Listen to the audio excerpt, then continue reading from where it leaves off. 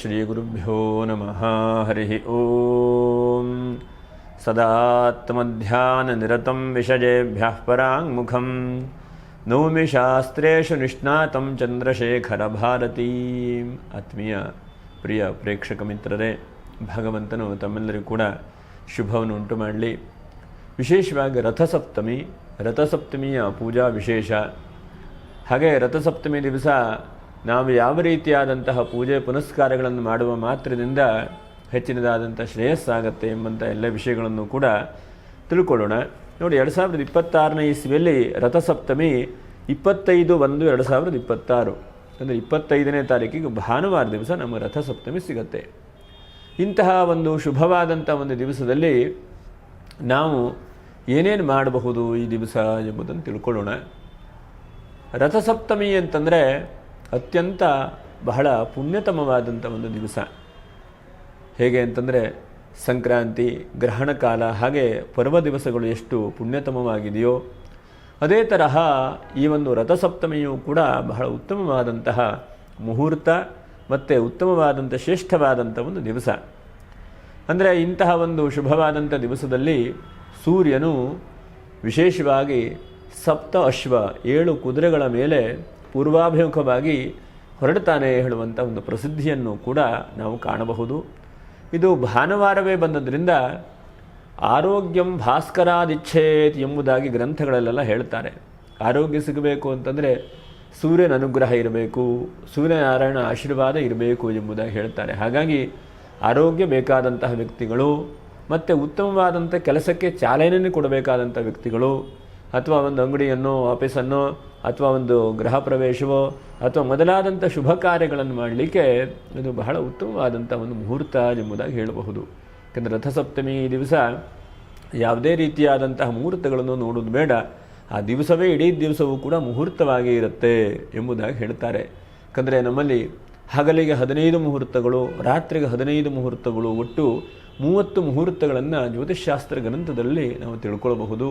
ಇಂತಹ ಇಡೀ ದಿವಸವೂ ಕೂಡ ರಥಸಪ್ತಮಿ ದಿವಸ ಬಹಳ ಉತ್ತಮವಾದಂಥ ಮುಹೂರ್ತ ಇರುತ್ತೆ. ಹಾಗಾಗಿ ನಾವೆಲ್ಲರೂ ಕೂಡ ಆದಷ್ಟು ಶುಭವಾದಂಥ ಸಮಯವನ್ನು ಗಮನವನ್ನು ಇಟ್ಟುಕೊಂಡು ಒಂದು ಒಳ್ಳೆ ರೀತಿಯಾದಂಥ ಕೆಲಸಕ್ಕೆ ಚಾಲನೆ ಕೊಡುವಂಥದ್ದು ಬಹಳ ಉತ್ತಮವಾದಂಥದ್ದು ರಥಸಪ್ತಮಿ. ಹೆಸರೇ ಹೇಳುವ ಹಾಗೆ ಸಪ್ತಮಿ ಹೇಳುವಂಥದ್ದು ಬಹಳ ಶುದ್ಧಿಯನ್ನು ಉಂಟು ಮಾಡುವಂಥದ್ದು. ಮನುಷ್ಯನಿಗೆ ಬೇಕಾದಂತಹ ಎಲ್ಲ ರೀತಿಯಾದಂಥ ಇಷ್ಟಗಳನ್ನು ಪೂರೈಸುವಂತಹ ಒಂದು ಶುಭವಾದಂಥ ಒಂದು ದಿವಸಕ್ಕೆ ರಥಸಪ್ತಮಿ ಎಂಬುದಾಗಿ ಕರೀತಾರೆ. ಇಂತಹ ರಥಸಪ್ತಮಿಯಲ್ಲಿ ಹಿಂದಿನ ಕಾಲದಿಂದಲೂ ಕೂಡ ಅನೇಕ ರೀತಿಯಾದಂತಹ ಒಂದು ಕಥೆಗಳು, ಪುರಾಣಗಳಲ್ಲೆಲ್ಲ ಕೇಳ್ತೇವೆ. ಯಶೋವರ್ಮ ಹೇಳುವಂತಹ ಒಂದು ರಾಜನಿಗೆ ಚರ್ಮವ್ಯಾಧಿಯಾಗಿತ್ತು.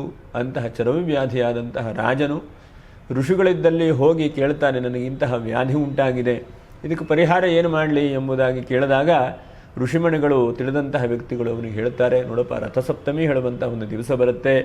ಇಂತಹ ಒಂದು ದಿವಸ ನೀನು ಶುದ್ಧವಾದಂತಹ ಒಂದು ತೀರ್ಥಕ್ಷೇತ್ರಗಳಲ್ಲಿ ಸ್ನಾನಾದಿಗಳನ್ನು ಮಾಡಿ ನೀನು ಆ ಭಗವಂತನನ್ನು ಧ್ಯಾನ ಮಾಡು, ನಿಮ್ಮ ಚರ್ಮವ್ಯಾಧಿ ಮೊದಲಾದಂತಹ ರೋಗಗಳೆಲ್ಲ ಪರಿಹಾರ ಆಗುತ್ತೆ ಎಂಬುದನ್ನು ಕೂಡ ಋಷಿಮುನಿಗಳು ತಿಳಿಸ್ಕೊಡ್ತಾರೆ. ಹಾಗಾಗಿ ಇದು ಅತ್ಯಂತ ಪವಿತ್ರತಮವಾದಂತಹ ಒಂದು ದಿವಸ. ಅಂದರೆ ಮನುಷ್ಯನಿಗೆ ಯಾರನ್ನಾದರೂ ಸಿಕ್ಕಿದ್ರೆ, ಸ್ವಾಮಿ ಚೆನ್ನಾಗಿದ್ದೀರಾ, ಆರೋಗ್ಯವಾಗಿದ್ದೀರಾ ಅಂಥೇಳಿ ಕೇಳ್ತಾರೆ. ಹಾಗಾಗಿ ನಮ್ಮ ಗ್ರಹಗಳಲ್ಲೂ ಕೂಡ ಗ್ರಹಾಧಿಪ ರವಿ, ಸೂರ್ಯ, ಇವನನ್ನು ಆತ್ಮಕಾರಕ ಎಂಬುದಾಗಿ ಕರೀತೇವೆ. ಇಂತಹ ಆತ್ಮಕಾರಕನಾದಂತಹ ಸೂರ್ಯನು ಅವನು ವಿಶೇಷವಾದಂಥ ಒಂದು ದಿವಸ ಇದು.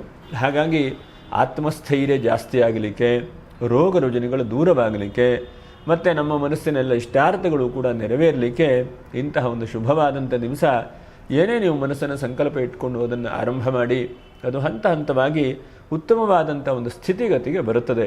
ಅದು ಭಗವಂತನ ಅನುಗ್ರಹ. ಇಂತಹ ಒಂದು ಶುಭವಾದಂಥ ದಿವಸದಲ್ಲಿ ನೋಡಿ, ಸೂರ್ಯನ ಅತ್ಯಂತ ಉತ್ತಮವಾದಂತಹ ಆರೋಗ್ಯಕರವಾದಂತಹ ಕಿರಣಗಳು ನಮಗೆ ಭೂಮಿ ಮೇಲೆ ಮತ್ತು ನಮ್ಮ ಮೇಲೆ ಬೀಳುತ್ತೆ. ಹಾಗಾಗಿ ಇದು ಬಹಳಷ್ಟು ಪ್ರಶಸ್ತವಾದಂಥ ಒಂದು ತಿಥಿ ಎಂಬುದಾಗಿ ಹೇಳಬಹುದು. ಇಂತಹ ಒಂದು ದಿವಸದಲ್ಲಿ ಅನೇಕ ರೀತಿಯಾದಂಥ ಅವಕಾಶಗಳನ್ನು ಪೂಜೆ ಮಾಡ್ತಾರೆ. ಸೂರ್ಯನಿಗೆ ವಿಶೇಷವಾಗಿ ನಮಸ್ಕಾರ ಪ್ರಿಯೋ ಭಾನುಹು ಎಂಬುದಾಗಿ ಶಾಸ್ತ್ರಗಳಲ್ಲಿ ಕರೆದಿದ್ದಾರೆ. ಸೂರ್ಯನಿಗೆ ಎಷ್ಟೆಷ್ಟು ನಾವು ನಮಸ್ಕಾರವನ್ನು ಮಾಡ್ತೇವೆಯೋ ಅಷ್ಟೊಂದು ಒಂದು ವಿಶೇಷವಾದಂಥ ಫಲಗಳು, ಅಷ್ಟೊಂದು ವಿಶೇಷವಾದಂಥ ಸೂರ್ಯನ ಅನುಗ್ರಹವಾಗುತ್ತೆ ಎಂಬಂಥದ್ದು. ಸೂರ್ಯನಿಗೆ ನಮ್ಮ ಕಷ್ಟ, ನಮ್ಮ ನಷ್ಟ ಎಲ್ಲವನ್ನು ಕೂಡ ನಾವು ಹೇಳಿಕೊಂಡ್ರೆ ಸೂರ್ಯನು ನಮ್ಮನ್ನು ಹೆಚ್ಚಿನದಾಗಿ ಬೆಳವಣಿಗೆ ಸಿಗುವ ಹಾಗೆ ಮಾಡ್ತಾನೆ. ನಮ್ಮ ಶಾಸ್ತ್ರಗಳ ಪ್ರಕಾರವಾಗಿ ನೋಡಿ, ಸೂರ್ಯನಿಗೆ ಈ ಒಂದು ವಿಶೇಷವಾದ ರಥಸಪ್ತಮಿ ದಿವಸ ಬೆಳಗ್ಗೆ ಆದಷ್ಟು ಬ್ರಾಹ್ಮಿ ಮುಹೂರ್ತದಲ್ಲಿ ಎದ್ದು ಸ್ನಾನಾದಿಗಳನ್ನು ಮಾಡಿ ಆನ್ಯೇಕಗಳನ್ನು ಮಾಡುವಂಥದ್ದು ಬಹಳ ವಿಶೇಷವಾದಂಥದ್ದು. ಮತ್ತು ಸ್ನಾನ ಮಾಡುವಾಗ 7 ಒಂದು ವಿಶೇಷವಾದಂಥ ಎಕ್ಕೆ ಗಿಡದ ಎಲೆಗಳನ್ನು ಕೂಡ ತಲೆ ಮೇಲೆ ಇಟ್ಕೊಂಡು ಸ್ನಾನ ಮಾಡಿ ಅದನ್ನು ವಿಸರ್ಜನೆ ಮಾಡುವಂಥದ್ದು ಬಹಳ ಒಳ್ಳೆಯದು. ಯಾಕಂದರೆ ನಮ್ಮ ಜನ್ಮಾಂತರವಾದಂಥ ದೋಷಗಳೆಲ್ಲ ಈ ಒಂದು ಸ್ನಾನಾದಿಗಳನ್ನು ಪರಿಹಾರವಾಗ್ತದೆ ಹೇಳುವಂಥದ್ದು ಋಷಿಮುನಿಗಳ ಮಾತು. ಹೀಗಿದ್ದಾಗ ಶುದ್ಧವಾದಂಥ ಒಂದು ರೀತಿಯಲ್ಲಿ ಸ್ನಾನಾದಿಗಳನ್ನು ಮಾಡಿಕೊಂಡು, ಬಹಳ ಮುಖ್ಯವಾಗಿ ನೋಡಿ, ಆ ದಿವಸ ಸಾಧ್ಯವಾದರೆ ನಿಮ್ಮ ಮನೆ ಹತ್ತಿರದಲ್ಲೆಲ್ಲರೂ ಸೂರ್ಯನಾರಾಯಣ ಸ್ವಾಮಿಯ ದೇವಸ್ಥಾನ ಇದ್ದರೆ ಅದಕ್ಕೆ ಹೋಗಿ ನಮಸ್ಕಾರಾದಿಗಳನ್ನು ಮಾಡಿಕೊಂಡು ಮತ್ತು ತುಪ್ಪದ ದೀಪವನ್ನು ಹಚ್ಚಿಕೊಂಡು ಆದಿತ್ಯ ಹೃದಯ ಹೇಳುವಂಥ ಒಂದು ಸ್ತೋತ್ರ ಇದೆ. ಬಹಳ ಮುಖ್ಯವಾಗಿ ಬೇರೆ ಬೇರೆ ಬೇರೆ ಬೇರೆ ವಿಧಾನಗಳೆಲ್ಲ ಇದ್ದಾವೆ. ಎಷ್ಟೋ ದೇವಸ್ಥಾನಗಳಲ್ಲಿ ಸೂರ್ಯ ನಮಸ್ಕಾರ ಮಾಡ್ತಾರೆ. ಯಾಕಂದರೆ ಸೂರ್ಯನಿಗೆ ವಿಶೇಷವಾಗಿ ಗೋಧಿ ಹೇಳುವಂಥ ಧಾನ್ಯ ಬಹಳ ಮುಖ್ಯವಾದಂಥದ್ದು, ಕೆಂಪು ವಸ್ತ್ರ ಬಹಳ ವಿಶೇಷವಾದಂಥದ್ದು. ಮತ್ತು ಸೂರ್ಯನಿಗೆ ನಾವು ಎಷ್ಟು ಸಾಧ್ಯವಾಗುತ್ತೋ ಅಷ್ಟು ನಮಸ್ಕಾರವನ್ನು ಮಾಡುವ ಮಾತ್ರದಿಂದ ಅದಕ್ಕೆ ನಮ್ಮ ಪ್ರಾಜ್ಞರು ಹಿರಿಯರು ಬೆಳಗ್ಗೆ ಎದ್ದ ತಕ್ಷಣವೇ ಸೂರ್ಯನಿಗೆ ಕೈ ಮುಗಿದು ಸೂರ್ಯ ನಮಸ್ಕಾರವನ್ನು ಹೇಳಿಕೊಟ್ಟಿದ್ದಾರೆ. ಯಾಕಂದರೆ ಸೂರ್ಯ ನಮಸ್ಕಾರ ಹೃದ್ರೋಗಂ ಮಮ ಸೂರ್ಯ, ಹೃದಯವೇ ಮೊದಲಾದಂತಹ ಕಾಯಿಲೆಗಳು ರೋಗಗಳು ಬರಲಿಕ್ಕೆ ಬಿಡದೇ ಇದ್ದ ಹಾಗೆ ನಮಗೆ ಆ ಭಗವಂತನ ಅನುಗ್ರಹ ಮಾಡ್ತಾನೆ. ಹಾಗಾಗಂತಹ ಆ ಛಾಯಾ ಸಂಜ್ಞಾ ಸಮೇತನಾದಂಥ ಸೂರ್ಯನಾರಾಯಣ ಸ್ವಾಮಿಯನ್ನು ಅರುಣೋದಯ ಕಿರಣೋದಯ ಸೂರ್ಯೋದಯ ಕಾಲದಲ್ಲಿ ಸೂರ್ಯನ ನಮಸ್ಕಾರವನ್ನು ಮಾಡಿದರೆ ನಮ್ಮ ಪ್ರತಿನಿತ್ಯವೂ ಕೂಡ ಆಯುಷ್ಯ ಆರೋಗ್ಯ ಎಲ್ಲವೂ ಕೂಡ ವೃದ್ಧಿಯಾಗುತ್ತೆ. ಮನುಷ್ಯನಿಗೆ ಆರೋಗ್ಯ ಬಹಳ ಮುಖ್ಯವಾದಂಥ ಸಂಪತ್ತು. ಇಂಥ ಸಂಪತ್ತು ವೃದ್ಧಿಯಾಗಬೇಕು ಅಂತಂದರೆ ಇಂತಹ ಒಂದು ದಿವಸ ಆದಷ್ಟು ಸೂರ್ಯ ನಮಸ್ಕಾರ ಮಾಡುವಂಥದ್ದು.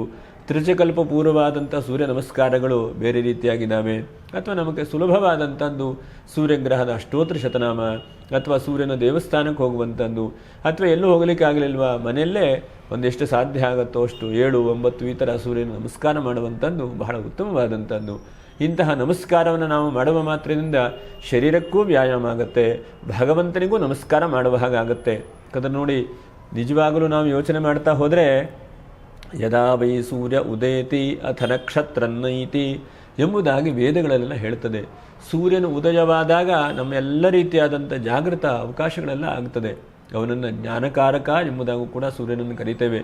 ಸೂರ್ಯನ ಕುರಿತು ತಪಸ್ಸು ಮಾಡಿದ್ರೆ ನಮಗೆ ಜ್ಞಾನವೂ ಕೂಡ ವೃದ್ಧಿಯಾಗತ್ತೆ. ವಿಶೇಷವಾಗಿ ಗಾಯತ್ರಿಯ ಮಂತ್ರಾರ್ಥವೂ ಕೂಡ ಸೂರ್ಯನ ಸಂಬಂಧವಾದಂಥ ಮಂತ್ರಾರ್ಥವೇ ಇದೆ. ಹಾಗಾಗಿ ನಮ್ಮ ಜ್ಞಾನ ವೃದ್ಧಿಗೆ, ಅದರ ಜೊತೆಗೆ ಆರೋಗ್ಯ ವೃದ್ಧಿಗೆ, ಇಷ್ಟಾರ್ಥ ಸಿದ್ಧಿಗೆ ಇಷ್ಟೆಲ್ಲ ನಮಗಾಗಬೇಕು ಅಂತಂದರೆ ಯಾರು? ಆ ಸೂರ್ಯನಾರಾಯಣನ ಅನುಗ್ರಹ ಇರಬೇಕು. ಸೂರ್ಯನಿಗೆ ವಿಶೇಷವಾಗಿ ನೋಡಿ, ಒಂದು ನಮಸ್ಕಾರ ಬಹಳ ಮುಖ್ಯವಾದಂಥದ್ದು. ನಾವೆಷ್ಟೆಷ್ಟು ಸೂರ್ಯನ ನಮಸ್ಕಾರವನ್ನು ಮಾಡ್ತೇವೆ ಅಷ್ಟಷ್ಟು ವಿಶೇಷವಾದಂಥ ಫಲಗಳಾಗತ್ತೆ. ಹಾಗೆ ಎರಡನೇದು, ಸೂರ್ಯನಿಗೆ ವಿಶೇಷವಾಗಿ ಅರಳಿ ಮರದ ಪ್ರದಕ್ಷಿಣೆಯನ್ನು ಕೂಡ ವಿಶೇಷವಾಗಿ ಹೇಳುತ್ತೆ ಶಾಸ್ತ್ರಗಳಲ್ಲಿ. ಹಾಗಾಗಿ ಇಂತಹ ಒಂದು ದಿವಸ ಬೆಳಗ್ಗೆ ಎದ್ದು ಅರಳಿ ಮರದ ಪ್ರದಕ್ಷಿಣೆ ಮಾಡುವಂಥದ್ದು ಬಹಳ ಉತ್ತಮವಾದಂಥದ್ದು. ಇಂಥ ಅರಳಿ ಮರದ ಪ್ರದಕ್ಷಿಣೆಯಿಂದ ನಮ್ಮೆಲ್ಲರ ಇಷ್ಟಾರ್ಥಗಳು ಕೂಡ ನೆರವೇರುತ್ತದೆ. ಹಾಗೆ ಮೂರನೇದಾಗಿ ಆದಿತ್ಯ ಹೃದಯ ಸ್ತೋತ್ರ ಪಾರಾಯಣೆ. ಹಾಗೆ ನಾಲ್ಕನೇದಾಗಿ ಗೋಧಿ ಎಳ್ಳನ್ನು ದಾನ ಮಾಡುವಂಥದ್ದು ಕೂಡ ವಿಶೇಷವಾಗಿ ಹೇಳುತ್ತೆ. ಹಾಗೆ ಐದನೇದಾಗಿ ತಾಮ್ರ ಪಾತ್ರೆಯಲ್ಲಿ ಸೂರ್ಯನಿಗೆ ಅರ್ಘ್ಯ ಪ್ರದಾನ, ಇದು ಬಹಳ ಮುಖ್ಯವಾದಂಥದ್ದು.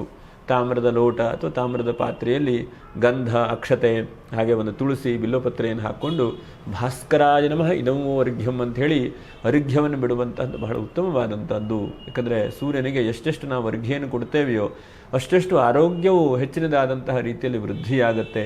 ಹಾಗಾಗಿ ಸೂರ್ಯನಿಗೆ ಅರ್ಘ್ಯ ಪ್ರದಾನವೂ ಕೂಡ ಬಹಳ ಮುಖ್ಯವಾದಂಥದ್ದು.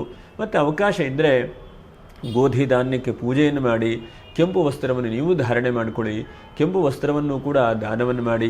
ಅದರ ಜೊತೆಯಲ್ಲಿ ನೀವು ಸಾಧ್ಯವಾದರೆ 365 ದಿವಸವೂ ಸಾಧ್ಯವಾಗಲಿಲ್ಲ, ನಿಮ್ಮ ಕೈಯಲ್ಲಿ ಹೋಗಲಿಕ್ಕೆ ಆಗಲಿಲ್ಲ ಅಂತಾದರೆ ಇಂತಹ ಒಂದು ಶುಭವಾದಂಥ ಒಂದು ದಿವಸ ಆದರೂ ಕೂಡ ನವಗ್ರಹ ಸನ್ನಿಧಾನಕ್ಕೆ ಹೋಗಿ ಒಂದು ಸೂರ್ಯಗ್ರಹಕ್ಕೆ ವಿಶೇಷವಾಗಿ ಅಭಿಷೇಕನೋ ಪೂಜೆನೋ ಅರ್ಚನೆಯನ್ನು ಮಾಡಿಸಿ. ಇದರಿಂದ ಏನಾಗುತ್ತೆ, ಎಲ್ಲ ಕಷ್ಟ ನಷ್ಟಗಳು ಸಮಸ್ಯೆಗಳೆಲ್ಲ ಪರಿಹಾರ ಆಗುತ್ತೆ.